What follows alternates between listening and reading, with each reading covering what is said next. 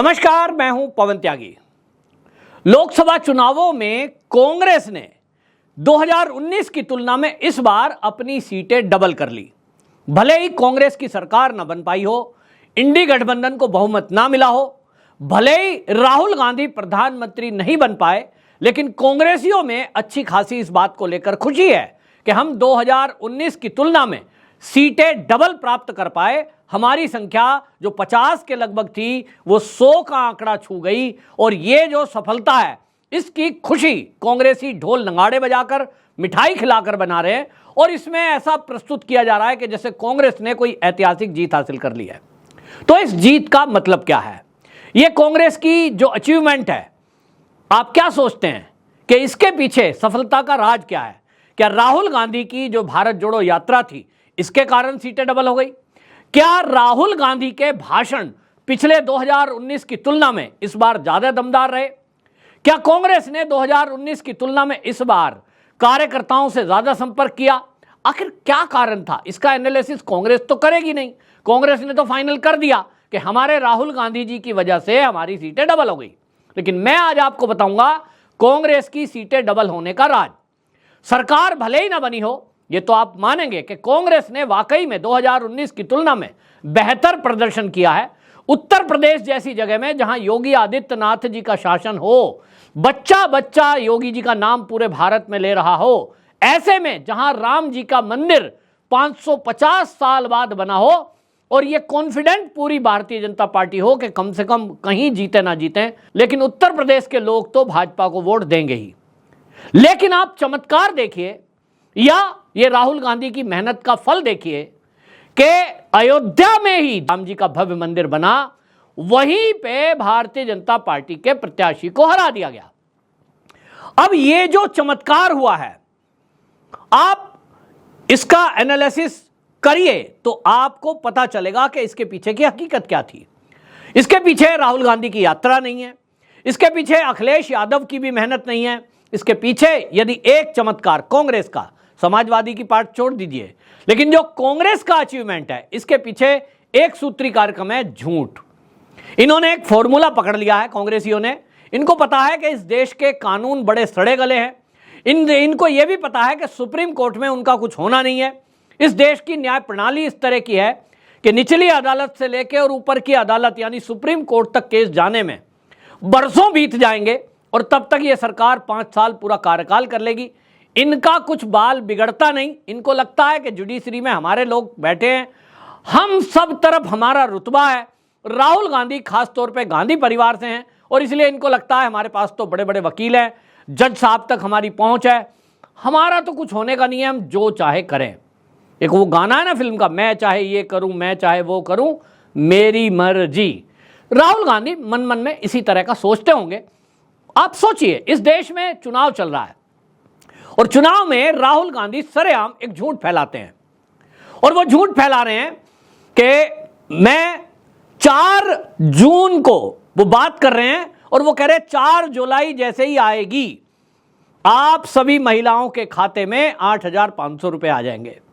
और वो यहीं नहीं रुकते कि 4 जुलाई में आएगी, फिर दूसरी की 4 अगस्त में आएगी, फिर सितंबर में आएगी और खटाखट सभी महिलाओं के खाते में ये 8,500 आएंगे और हम हर परिवार में जो परिवार की मुखिया औरत होगी उसका चिन्हित करेंगे और 1 लाख रुपए साल के हम हर महिला के खाते में देंगे। सबके कर्जे माफ कर देंगे, ये भी 4 गारंटी में दिया गया। और इस झूठ का इफेक्ट देखिए कि महिलाओं ने बढ़ चढ़कर वोट दिया। इंडी गठबंधन के, चाहे समाजवादी पार्टी हो, चाहे फिर आप पार्टी हो, फिर चाहे कांग्रेस हो, चाहे टीएमसी हो, ये जो इंडी गठबंधन के लोग थे, इसी फॉर्मूले पर महिलाओं ने इनको वोट दिया।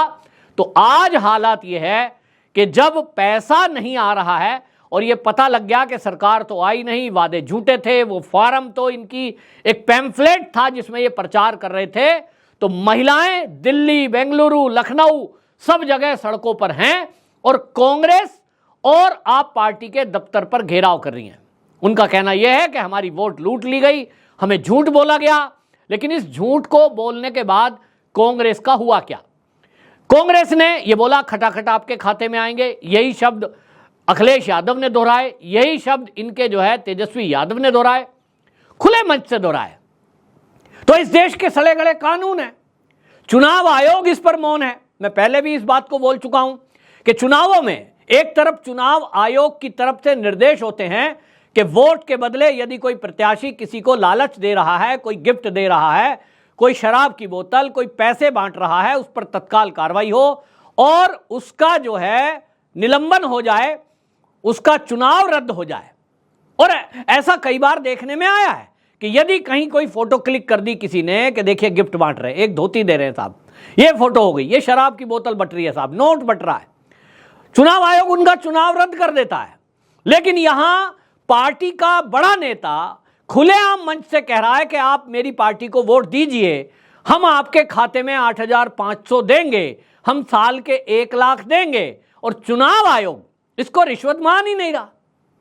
राष्ट्रपति द्रौपदी मुर्मू जी को हालांकि इसकी कंप्लेंट गई है, लेकिन सवाल यह है कि अभी तक इस पर चुनाव आयोग मौन क्यों है। मेरे एक बड़े भाई जैसे मित्र हैं अश्वनी उपाध्याय जी, सुप्रीम कोर्ट के जाने माने वकील हैं। पिछले दिनों उनको ये भी लोगों ने मांग उठी, हमारी भी इच्छा है कि वो कानून मंत्री बने नहीं।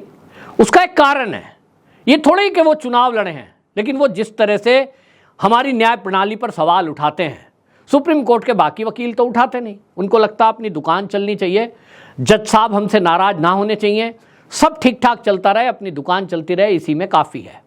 लेकिन वो मुद्दों को उठाते हैं, कानून की खामियां बताते हैं, आम जनमानस को जिन कानून के बारे में नहीं पता वो अपने वक्तव्यों में बताते हैं।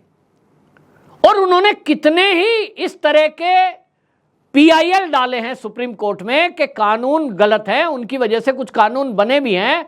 वो पहले से कह रहे हैं कि इस देश के सड़े गले कानूनों को जब तक नहीं बदला जाएगा, ये न्याय प्रक्रिया को नहीं बदला जाएगा, इस तरह से फेक न्यूज फैलाने वाले, फर्जी वाड़ा फैलाने वाले, झूठ बोलकर वोट लूटने वाले, इनका कुछ हो नहीं सकता।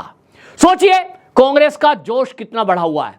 उनको लगता है कि हमारी पिछले 2019 में 50 के करीब सीटें थी, 52 सीटें थी, इस बार हम 100 का आंकड़ा छू गए हैं। तो अगर इसी तरह झूठ का प्रचार चलता रहा, इसी तरह हमारी झूठ चलती रही, तो झूठ फैलाते रहेंगे और इस देश में मोदी का, बीजेपी का विरोध करते रहेंगे, इनको बदनाम करते रहेंगे, और आज नहीं तो अगले 5 साल बाद तो हमारी सरकार आना पक्का है। अब जिन राज्यों में भी चुनाव आएगा, ये फॉर्मूला वहां भी इंप्लीमेंट किया जाएगा। झूठ फैलाया जाएगा कि बीजेपी तो आपका संविधान बदल देगी, झूठ फैलाया जाएगा बीजेपी तो आपका आरक्षण खत्म कर देगी, झूठ फैलाया जाएगा कि देखिए फला नेता तो आपके बारे में ऐसा कह रहा है, फेक न्यूज फैलाई जाएंगी। देश के गृह मंत्री अमित शाह की वीडियो क्लिप जब फर्जी चलाई जा सकती है, तो सोचिए किसको बख्शेंगे।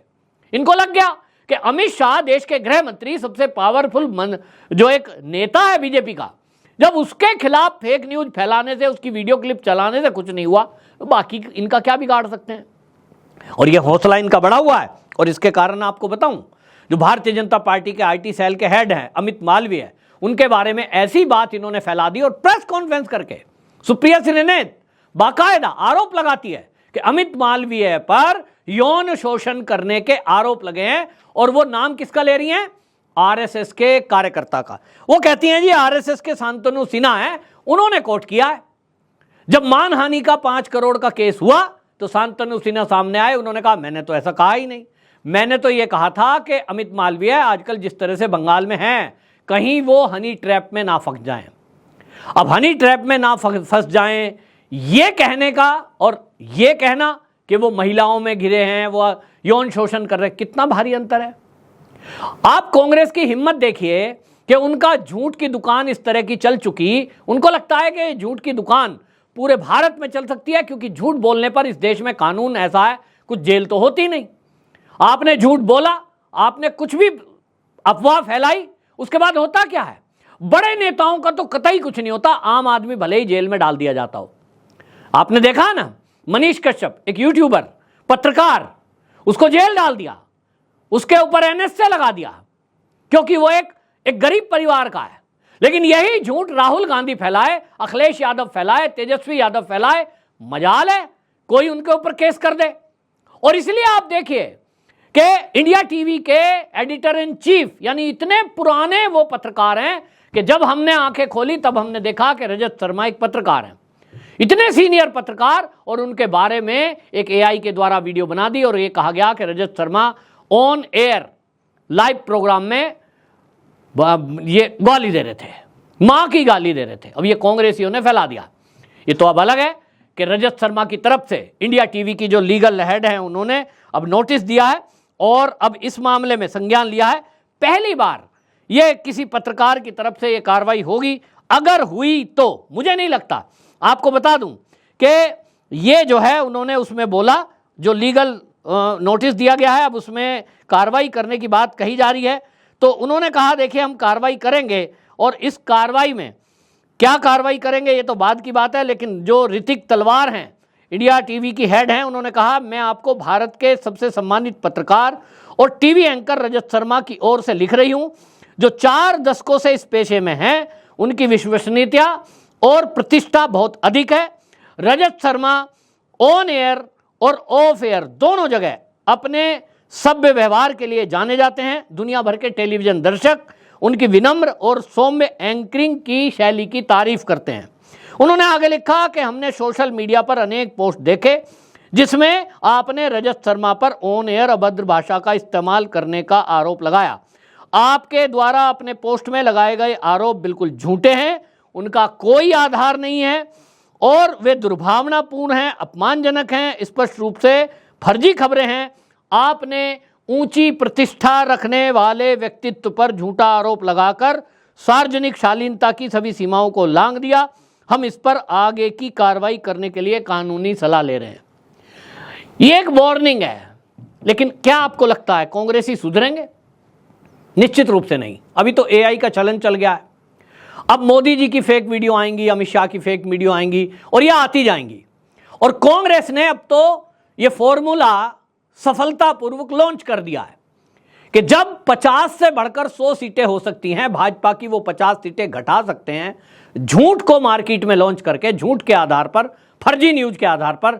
तो निश्चित रूप से अब आगे के सभी चुनाव झूठ बोलो और जीत जाओ, कुछ भी बोल दो।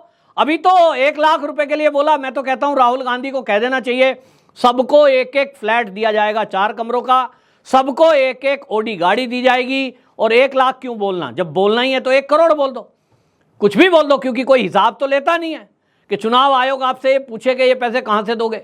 जब तक ये कानून परिवर्तन नहीं होगा, जैसा कि अश्वनी उपाध्याय जी बार बार बोलते हैं, तब तक कुछ होना नहीं। ये कांग्रेसी पूरी तरह अब बौखलाहट में है कि सत्ता हाथ से चली गई, राहुल गांधी पीएम बनने से रह गया, इतना झूठ बोला उसके बावजूद भी। तब इस सरकार से अब जनता ये मांग कर रही है कि अब ये मोदी जी आप पीएम बन ही गए हैं तो ऐसे कड़े कानून लाइए कि इस तरह से जो फर्जीवाड़ा करे, और चुनाव आयोग अगर किसी पार्टी पर कार्रवाई ना करे तो इसके लिए भी कोई कानून लाना चाहिए कि आखिरकार इस तरह का झूठ बोलकर जनता की वोट लूटने वालों के खिलाफ कार्रवाई क्यों नहीं। केस डाला गया है, राष्ट्रपति जी को इस पर एप्लीकेशन दी गई है। देखना होगा, कहा जा रहा है कि अगर कानूनी कार्रवाई ठीक से हुई, जिसकी उम्मीद नहीं लगती, तो कांग्रेस के 99 जितने भी सांसद जीत कर आए हैं उन सब की सदस्यता रद्द हो सकती है। अगर ऐसा हुआ तो यह भी एक ऐतिहासिक काम होगा, लेकिन यहां क्वेश्चन मार्क है, क्या ऐसा होगा? मुझे तो नहीं लगता कि इस देश में वर्तमान कानूनों को देखते हुए और जिस तरह से राहुल गांधी और गांधी परिवार के प्रति ये न्यायपालिका की दयालुता है, इसको देखते हुए क्या आपको लगता है कि इस तरह का कुछ हो पाएगा? अपनी राय कमेंट बॉक्स में जरूर रखिए। वंदे मातरम।